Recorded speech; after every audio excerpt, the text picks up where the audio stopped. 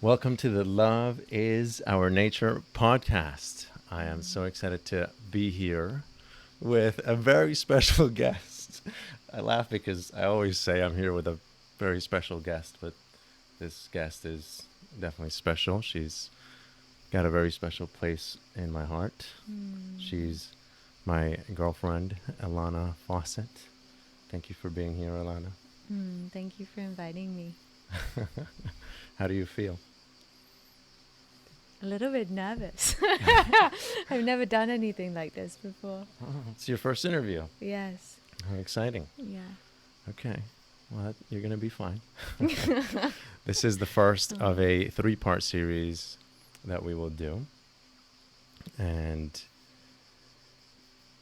I'm excited to just have this opportunity to share who you are with the world. You're someone whom the very first time I met, immediately I just noticed love. It's a beautiful thing. Just you move around the world and just watching you walk around, like there's just the way that you move that you carry like this beautiful love with you. And as I got to know you, at one point I remember I told myself, one day I definitely got to have her in the Love is Our Nature podcast. This was long before a relationship between us started. And just for the record, we are in Spain, Menorca, in your mother's house, this beautiful place, in your old bedroom. Yeah. Hence, if you're watching us on YouTube, all the beautiful pink. And It's a feminine haven. yeah. And today is June 27th. And so we've been in a relationship now for just over 7 months. It's been a beautiful journey. So I didn't get you to write a biography or a proper introduction, since we're going to keep it pretty casual. So instead, why don't you tell people a little bit about who you are? Okay, that's quite a big question. Oh, we have a lot of There's time. lots of different dimensions to that. So Caesar shared my name. My name is Ellanah, and I'm blessed to live with this amazing man in Costa Rica, though as he shared, we're traveling at the moment. And my journey over the years has led me to be someone who shares a lot of different modalities of breathwork and Reiki and yoga, and it's kind of exploring how we can come deeper home to ourselves through movement, through the intelligence and magic of our own body, both this kind of like physical body as well as our more subtle bodies, just discovering who we are. And so I guess who I am is someone who's very curious about that, about the depth of who we are as humans and what it really means to be human beyond what we've been told and what we're kind of expected to experience through our bodies. Yeah. I see. Okay. Well, that's a nice little nutshell. She's very modest, by the way. I know we could go on and on just talking about like everything that you've done as well. You're also a yoga teacher for how long now? It's been 8 years now. 8 years, and you're also a Reiki master. Yes. Is that what you call someone who does attunements? Yeah. Okay. So if you want to get your Reiki on, what do you call someone once they've been attuned? They become a what? A Reiki practitioner. A Reiki practitioner. Right. So Ellanah can train you to be a Reiki practitioner. I've heard amazing things from people that have taken her Reiki training. And what else is in your curriculum? My curriculum? Or breathwork. So Breathwork. rebirthing breathwork, that's something that has been a huge part of my own journey in my life and that I love sharing. Especially, I was doing a lot of these women-only breathwork circles, so combining women's circles with breathwork in Costa Rica. And that was very powerful to have very intimate and kind of safe spaces for the feminine to go Mm-hmm. into emotionality and sharing and intimacy with self as well as with others. Yes, and breathwork is such a big topic. It's something I've developed a lot of respect for. And episode 4 of the Love is Our Nature podcast was all about breathwork. We interviewed a breathwork practitioner who did biodynamic trauma release breathwork, and I shared my experience in that, which was highly transformative. And what you do is rebirthing breathwork, which is somewhat similar. Why is it called rebirthing? Rebirthing. But I feel like there's two different reasons why. First is because you rebirth through it. Like a lot of the time it's like these old layers of self are integrated at a much deeper level, and you can often come out feeling reborn. But it was specifically called rebirthing because that strand in and of itself was first kind of really brought into being combined with exploring birth trauma and how kind of the traumatic experiences of our birth create who we are later on in life. And so Leonard Orr was exploring this and how through the breath you could actually go back to your own birth and relive it and integrate. Because as we kind of know, the birthing system's gone a little bit crazy in the last couple of decades. And so a lot of what I'm actually very intrigued around is bringing back to life the sacredness of birth, like sacred practices, whether you're in a hospital or at home. You can still create a sacred birth rather than kind of a lot of disconnection that happens where we're kind of tugged out and immediately disconnected from mother and father, slapped around a bit, cord cut straight away, put onto the mama who might have had lots of things pumped into her which go into baby. And as humans, we're built to alchemize experiences, but if we're not given the spaces to alchemize them, to move those things through, they stay with us. And they create kind of patterns that aren't necessarily for our highest good and our highest kind of abundance in the world. So the rebirthing can help us go all the way back to then, all the way back to even conception and time in the womb, to rebirth ourselves into the world as someone who has integrated those experiences and who is back in flow, and where every cell is then breathing with the universe rather than holding on to kind of stagnation in parts of the body where we're not fully alive. So that's kind of a little nutshell. How did that become a concern of yours? How did it become important for you, the whole thing around the impact of birth in people's lives right now and bringing back sacred birth? It's a good question. Well, my own birth was quite intense, and actually, interestingly, anytime I go for an astrology session, they're always like, "Oh, your birth," and I'm like, "Yes." And I think as I got older, I became more aware of the impact of that. And originally, when I started breathwork, it wasn't to do with that, and actually, it was a lot of alchemizing other aspects of self and exploring, and also having incredible mystical union experiences and all of these amazing things of where the breath can take us. And then I did a training with an amazing couple in Costa Rica called Mario and Sophie. And that's where we really dived into the connection with your birth itself. And we had to ask our parents all these questions, and we were suddenly kind of connected with how all these different things that can happen to us in birth, what patterns that can lead to in your life.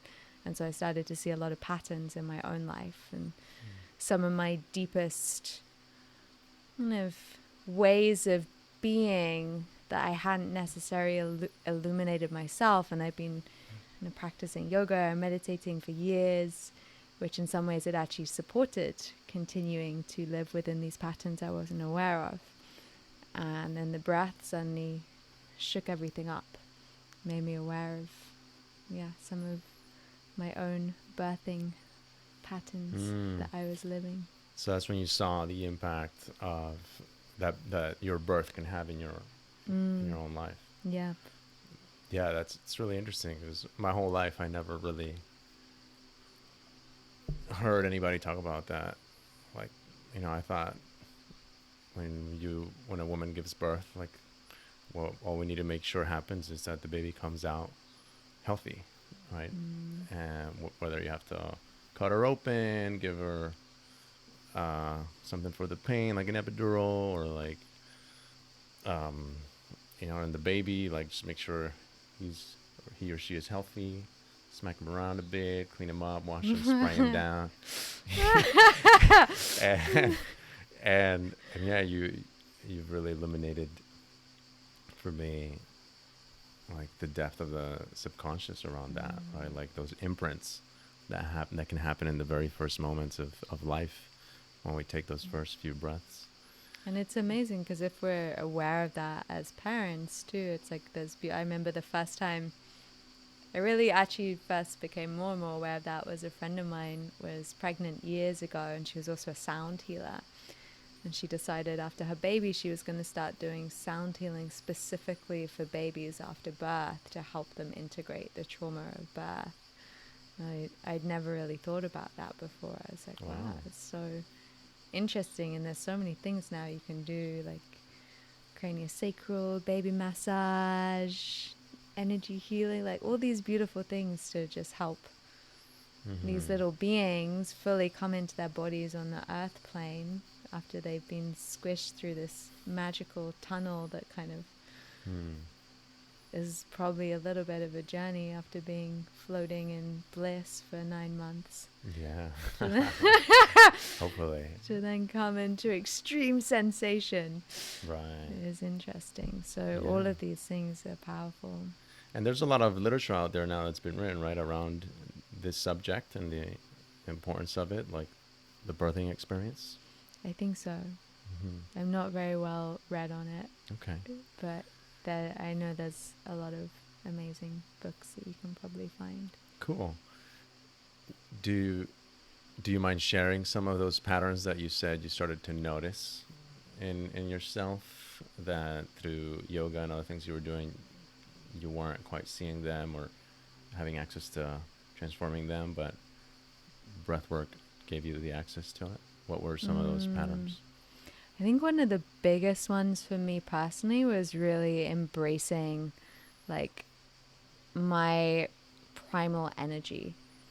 So part of my birth was that I got helped out. My mom kind of felt like she couldn't push anymore, but also she'd been really, she had a fracture in her spine, so she couldn't move for like the last part of the pregnancy. So she was in a lot of pain. And she also had the epidural. So a lot of babies who have the epidural, they tend to then later on can be a little bit spaced out because they've come into the world a bit spaced out. But I've forgotten the name of this now, oh my gosh. But basically a lot of times if a mama was going through a lot of pain, like before the birth or was very sick, babies can come out, and humans later on in life can kind of carry a little bit of survival guilt or like guilt of being. So for me, I definitely then noticed that. Mario pointed it out to me and I was like, whoa. He was like, look, there's like mosquitoes and you don't even touch them. Like you don't even like, you'd feel bad if you killed an ant or anything like that. And I believe that that's also, I'm very pleased with that too. Like I think it's important to move with gentleness in this world, like to be aware of life and death and the sacredness of life and the huge impact it is to take a life, no matter how small it is. But what he was also pointing out was this fear of fully embodying this kind of inner fire, that it's kind of like about becoming very overly gentle and just like disconnecting from that raw source of power, which a lot of the meditation and yoga I'd done was also doing that. It was like very transcendental, like just like merge into the bliss of being, which is incredible. But I hadn't realized how it wasn't really giving me that wholeness, or like taking me to a deeper wholeness. It was not heaven and earth combined, it was heaven. So yeah, so I think that was one of the biggest ones that he pointed out for me. And I noticed after he pointed that out, things began to really rapidly shift in my life. And in the breath, we would see that as someone who doesn't take a full inhale, who it's actually very hard for them to like breathe fully. So if we think about that, breath kind of fans the flames. So if you're not breathing in fully, your fire is going to stay very small.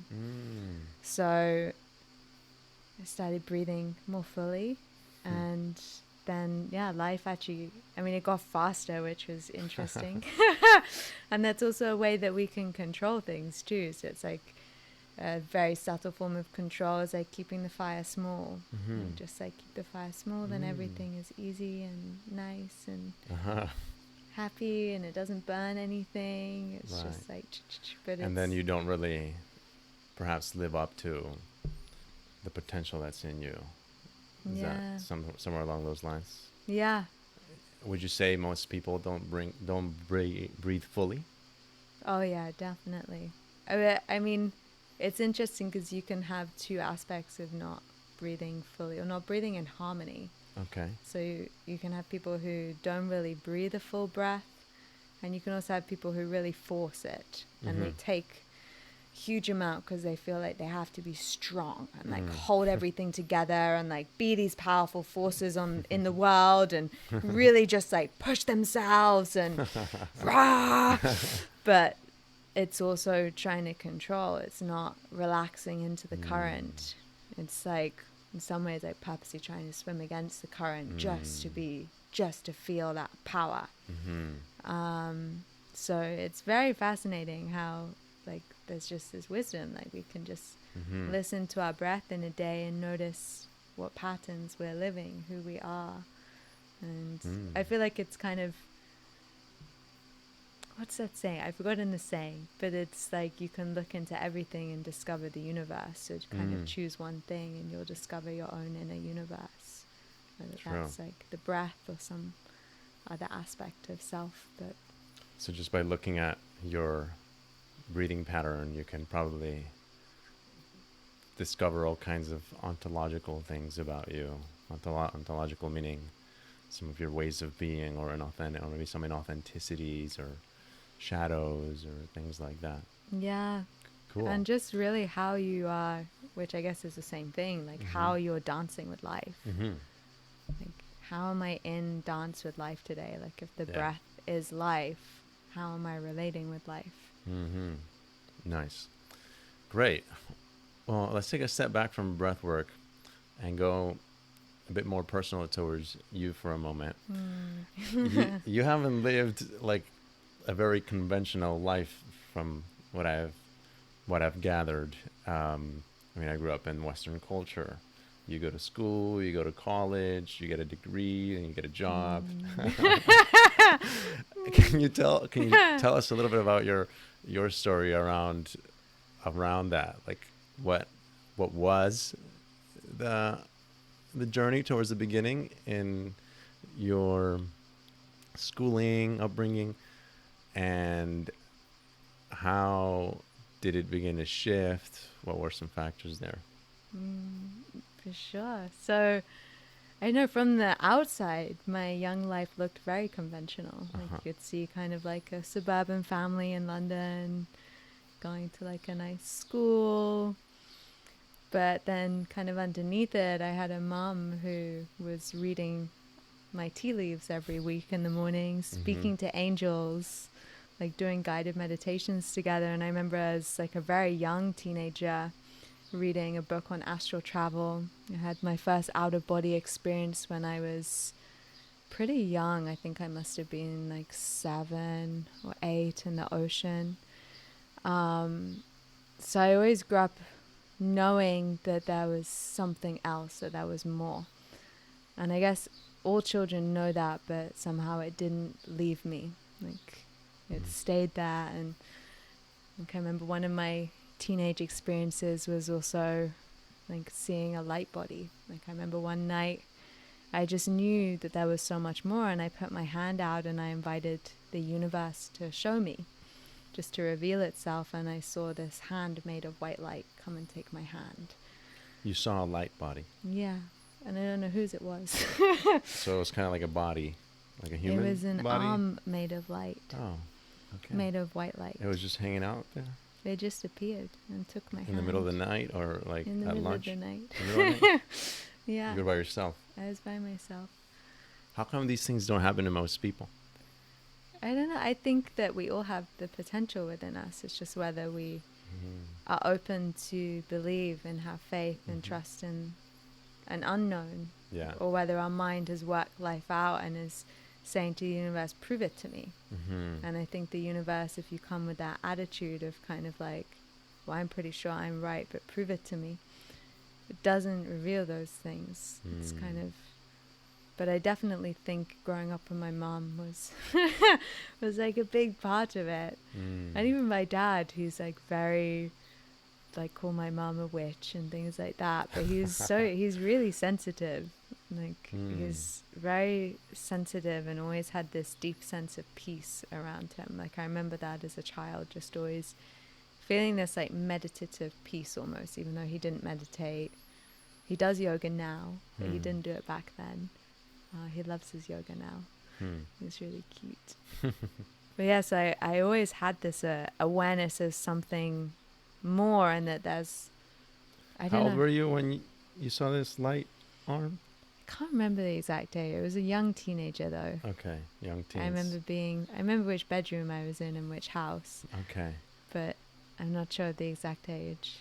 So was that something that kind of opened your mind to like, whoa, there's more out there than what we usually see in the material world, or was there more things that happened after that? There's been lots of things later on in life, but I think it was kind of after that, really being a teenager in London took over. So those kinds of things weren't as fascinating to me anymore. I don't know, should I call them supernatural? I don't even know what you would call them. These mystical things. Yeah. Yeah. I guess you said those things weren't that important to you anymore. No, I mean, like, things would still happen, but like then I was a teenager in London having a great time. And other things took over in terms of like what was important to me. Yeah. But those younger experiences definitely stayed with me. And yeah, if I look back, it kind of makes sense how I walked the path that I ended up walking. I see.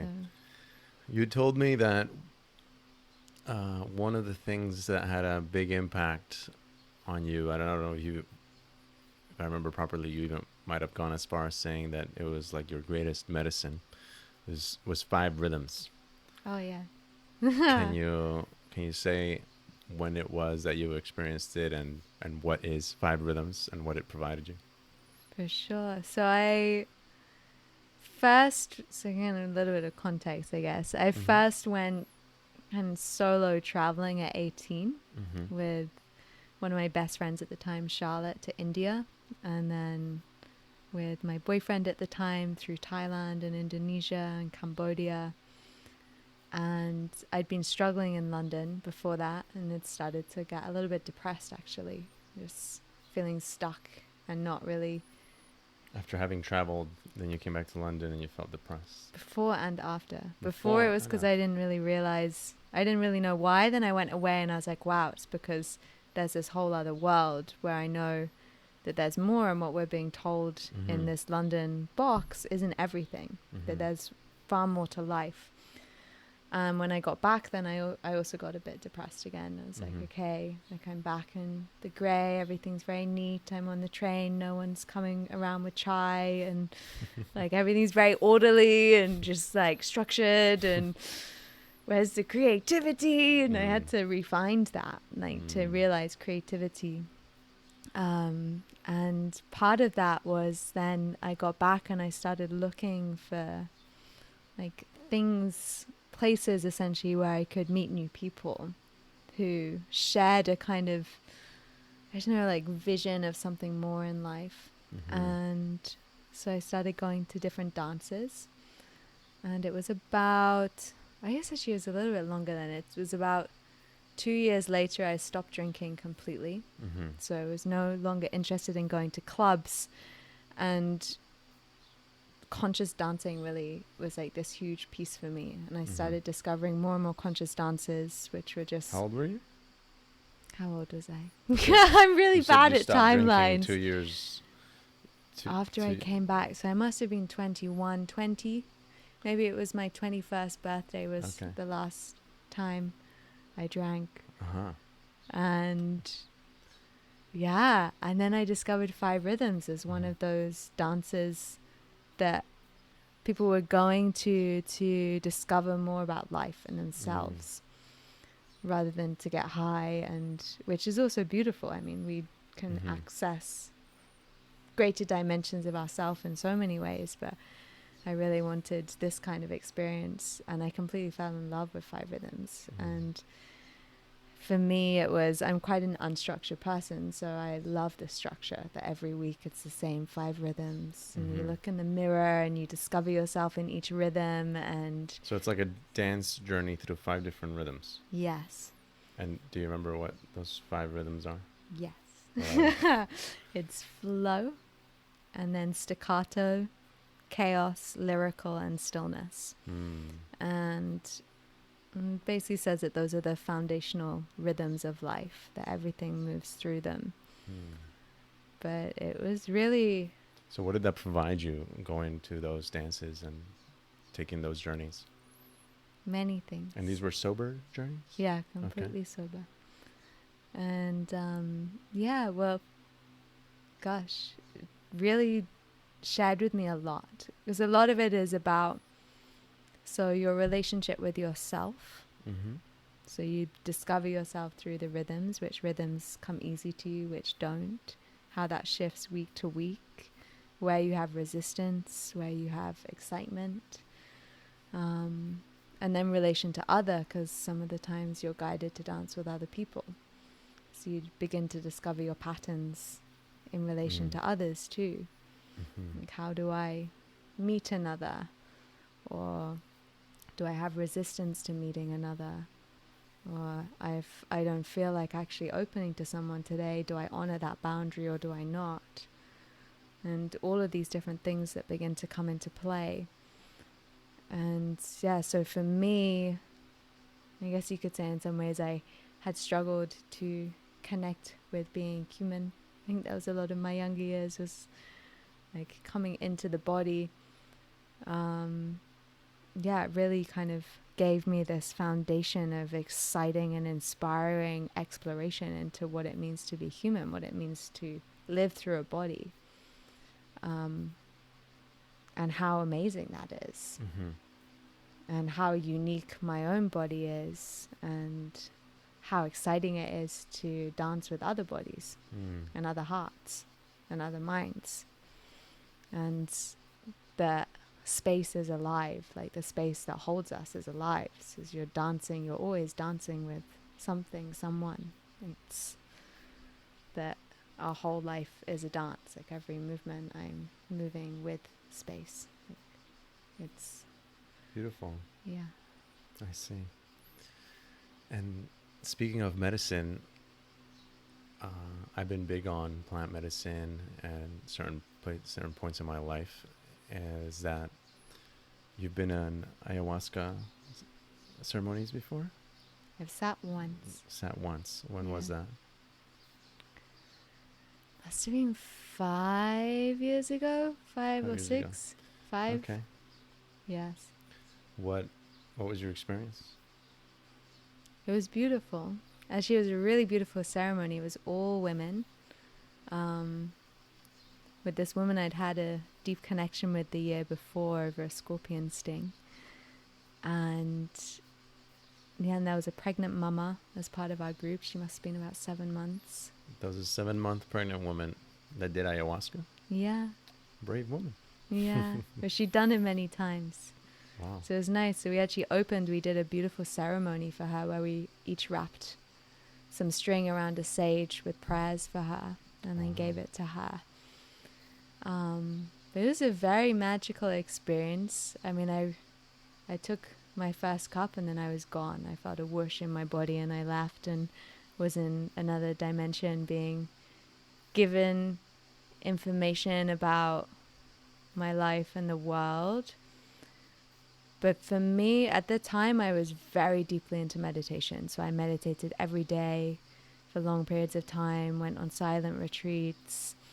And meditation was really like my pathway, you could say. It was my medicine. Mm-hmm. And that was actually what the ayahuasca shared with me as well. Towards the end, she was like, this is beautiful. And you know within yourself that you won't meet with me many times in this life, that I am not your path, but I'm here. And that meditation is your path. And so trust in that and stay with it. And if I call to you again, you'll feel me. So that was the last time, and I haven't sat with her since then. She hasn't called to you again? No, she's whispered a few times. I think especially in Costa Rica where she's so present. And I feel in the next few years I probably will sit again. But I think definitely for me it's like rarer. Yeah. It's a much rarer occasion. Yeah. Maybe one day we'll sit together. Oh, that would be so nice. Oh, yeah. I would love that. Me too.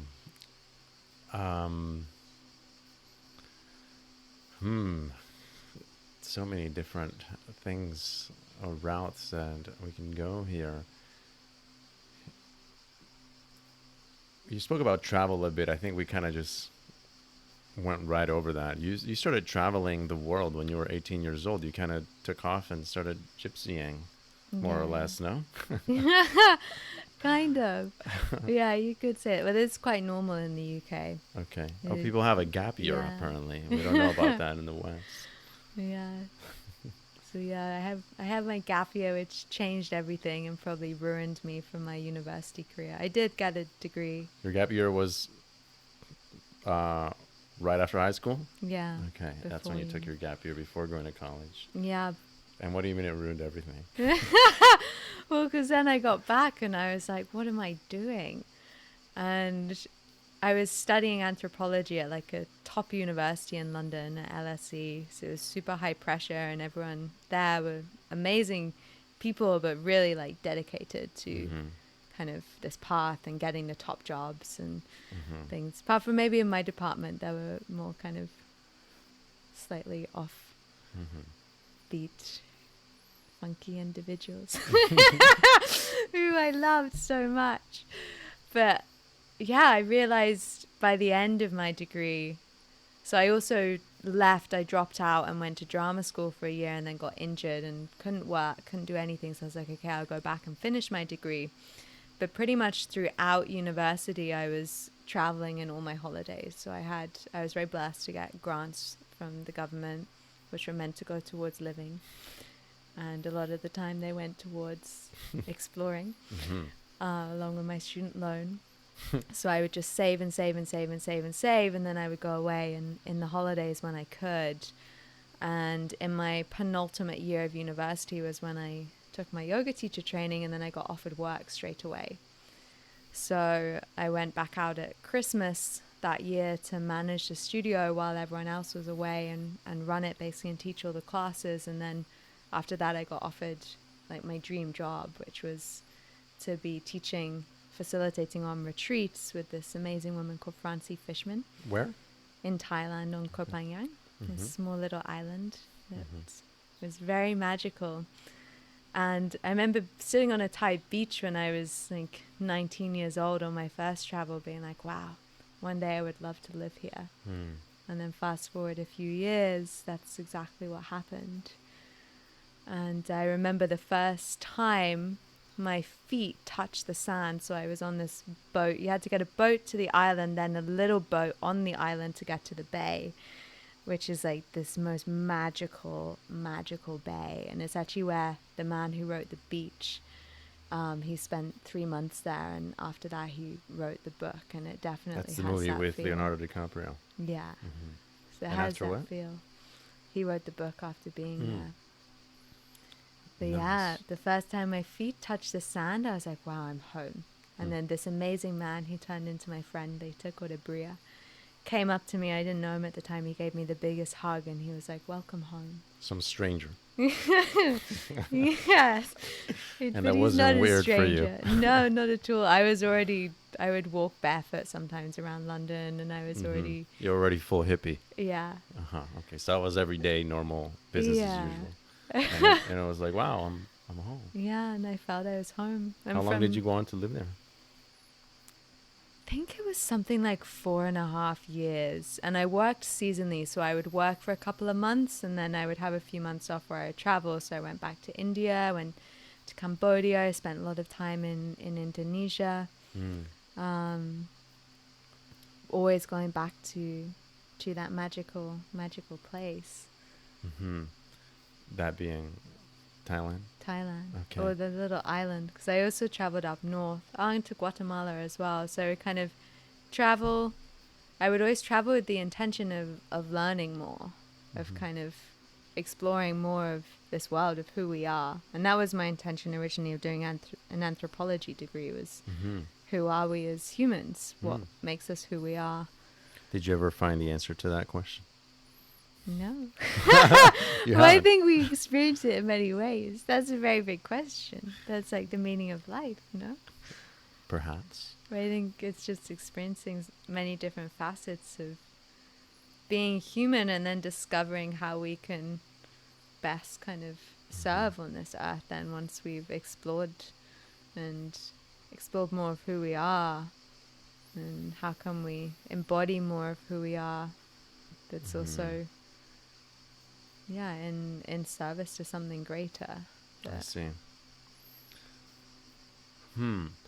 What would you say you're most passionate about?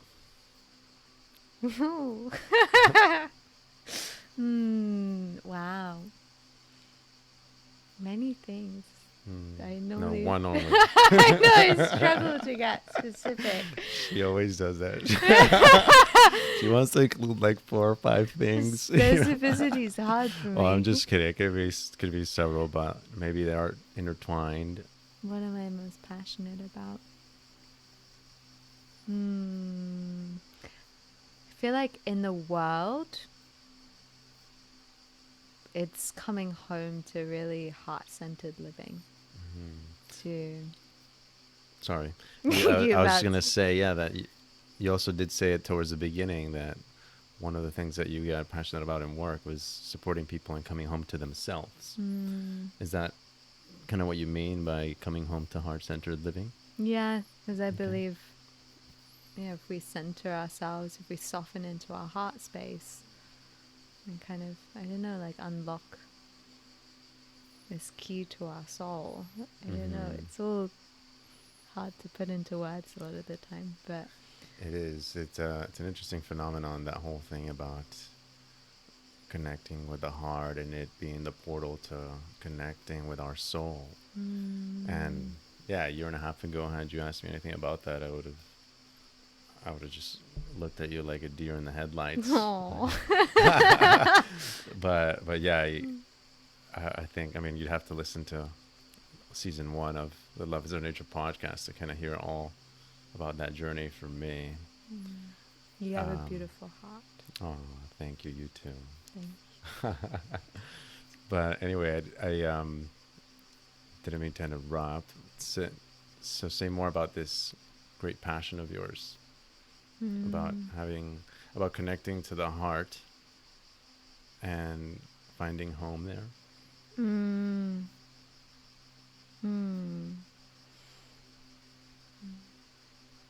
Well, I feel like when we do that, we start to strip away all of these veils and layers and like distorted lenses that we see through. So I guess I could say from that too, that's something that is really big for me and that has always been huge for me without even realizing, is like, as individuals, seeing like the souls of others, if that makes sense. So kind of like striving to really see the beauty in life. And that doesn't mean like in a bypassing way of kind of like, la la la, everything is magic, do, do, do. But just like seeing with the eyes of the heart, just seeing another in all of their dimensions through your heart, seeing life through your heart. And I think that's like, it's hard to then speak about that in words because it's an experience that we can just have or kind of devote ourselves to moving closer to. And I guess that is what's kind of at the heart of most of what I share. It's like all these different modalities that support one another, but it's always about that, like coming back to. Did you have an experience? I'm guessing the answer to this question is yes, but maybe I just want to hear more about it.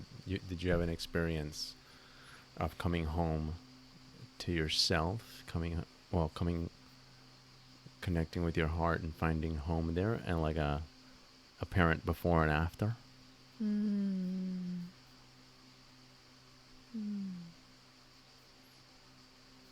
I feel like, because I feel like there have been lots of like experiences, like where we can have mystical experiences, and you're just floating in an ocean of love and seeing others in love, but I feel like really what we're speaking about is a process that's like naturally chiseling away at a rock over time to reveal what's inside. And so I feel like the true essence of that is something that very subtly just happens. It's like a thread that gets pulled and slowly, like covering, disappears. But I would say definitely one of the biggest catalysts for me was my move to Thailand. And that island and the community that I lived with there was a huge teacher for me.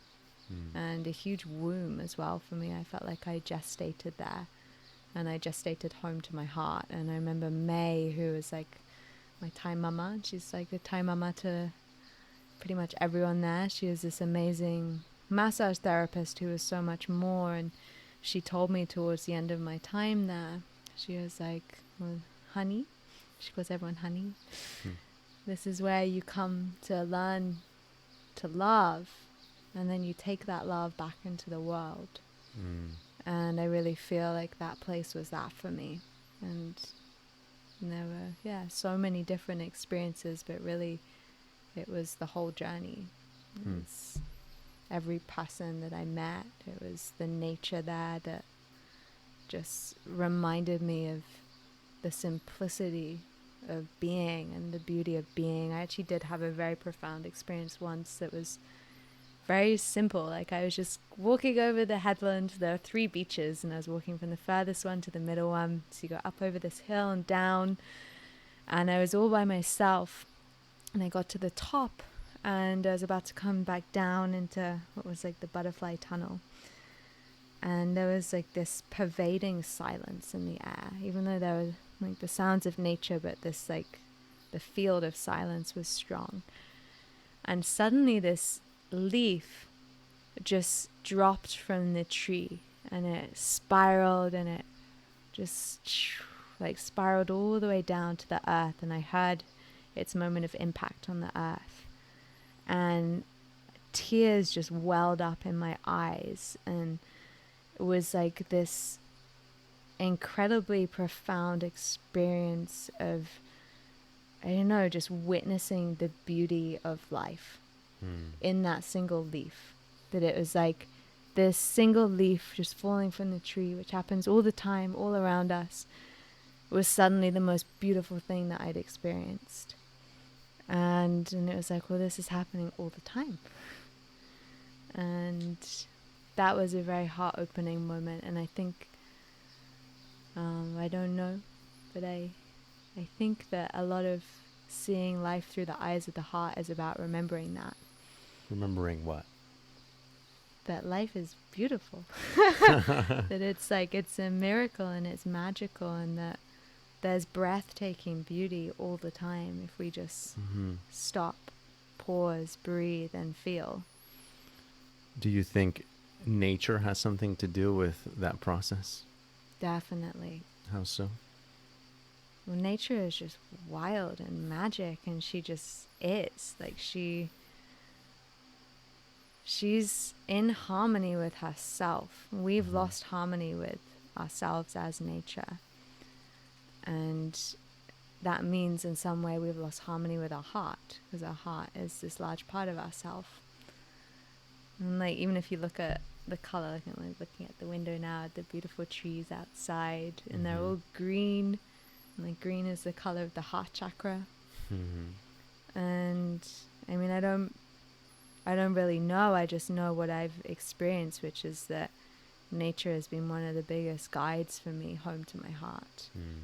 And like I said, it's not that like overjoy heart that's kind of like amped up and like in excess in a way. In overdrive, it's that heart that rests in the simplicity of being, that's then gets opened so wide that life is just a miracle.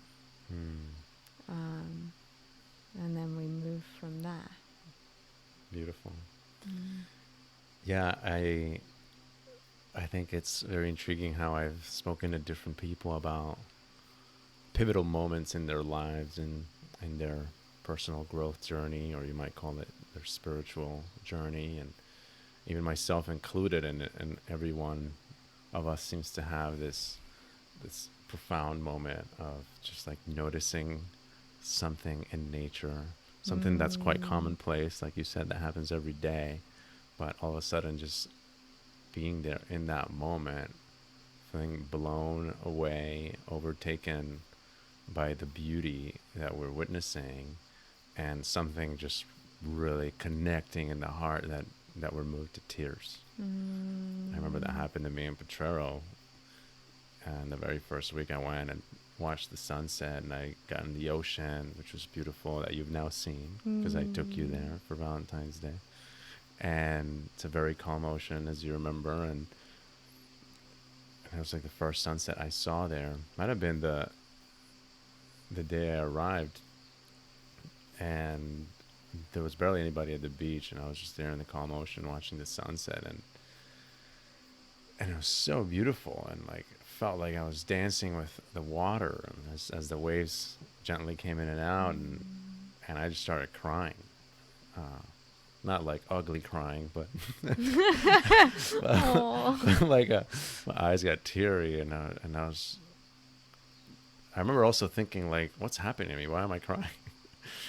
But at the same time, just letting whatever was moving through me be felt, and it opened the door to maybe everything that transpired after that. Interesting journey that also led me to you. Yeah. Is there anything else that you would love to tell people about you and who you are, or something that you're passionate about? Let me think. What wants to come through?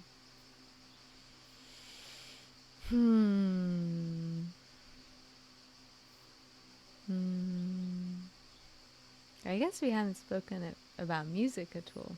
Oh, that's right. Yeah, I guess like something that's very important to me is music, is song and voice. And yeah, I was scared of singing for years. And in Thailand, France used to run weekly song circles as part of our retreat. She'd always be like, Ellanah, you're going to share a song? Nope. And then somehow in Costa Rica, I ended up sharing women's song circles with a beautiful sister Yasmin called Voices of the Moon. And then we did a wild women's like nature and voice retreat. And then with my beautiful other sister Annabelle, we started running kirtans.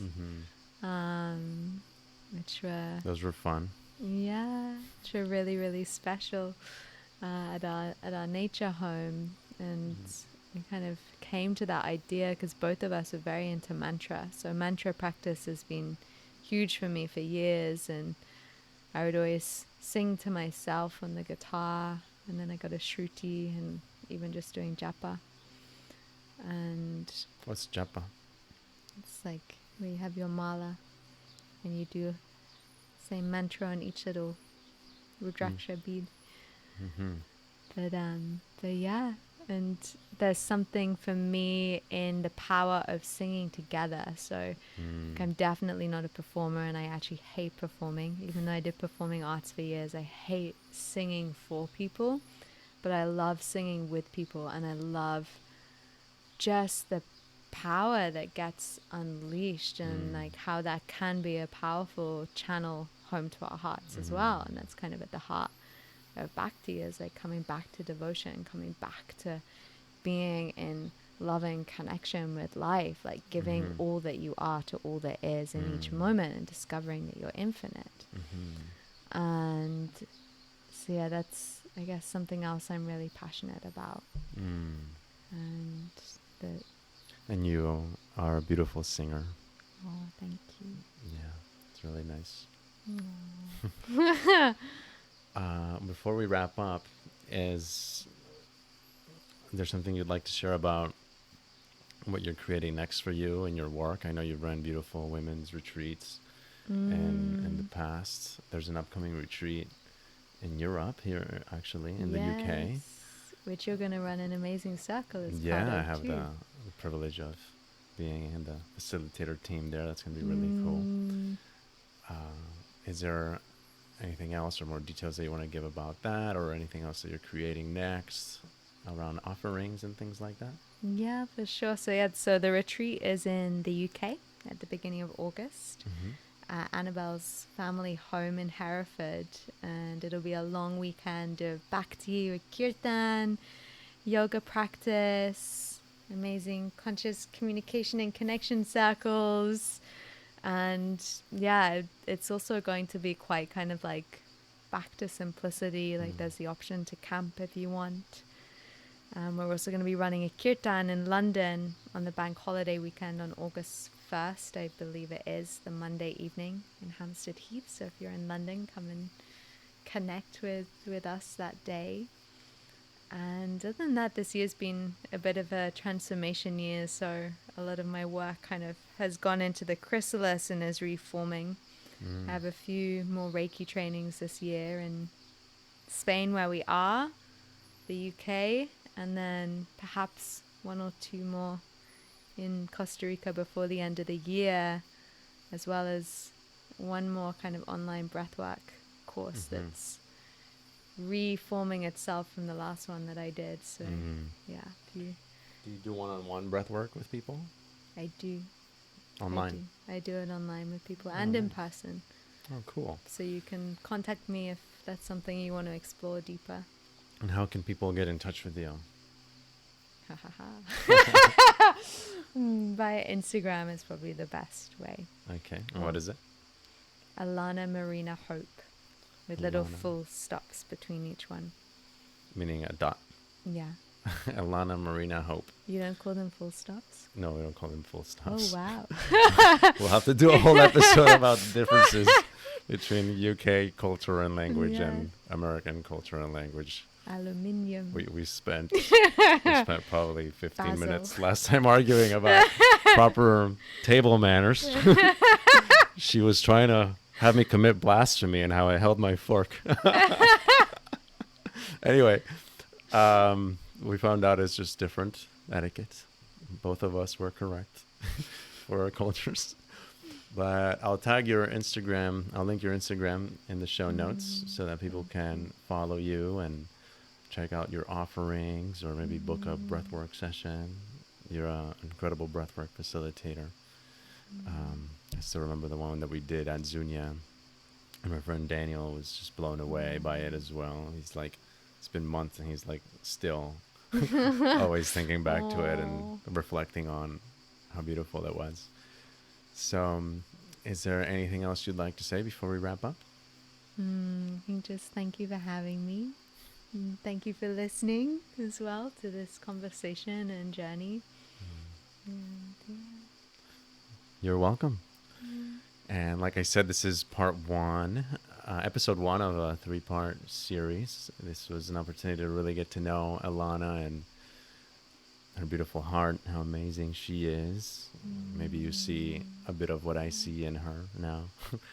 and yeah, episode 2, we'll get to talk all about how this came about. This relationship and a beautiful story around that. And more importantly, what were the individual processes or journeys within ourselves that had us even be ready for a connection as beautiful as what we get to experience together. So stay tuned. Thank you for tuning in to the Love is Our Nature podcast. Make sure you subscribe to the blog and whatever else you use, whether it's YouTube, Instagram, and we'll see you on the next episode. Thank you for being here. I love you. I love you too.